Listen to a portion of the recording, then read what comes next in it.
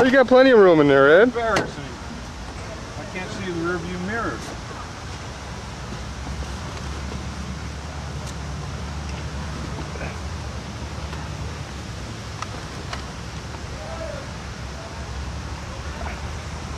I got it.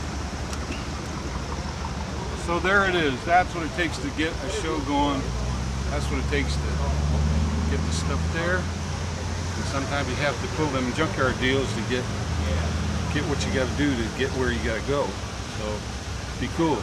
And see you in, let's see, we're going to St. Nicholas, Michigan, 2 weeks. So got to go home, load a few things up, take a few things off, dirty wash and all that stuff. We'll be on the road again. See you later, Bert. Take care, Ed.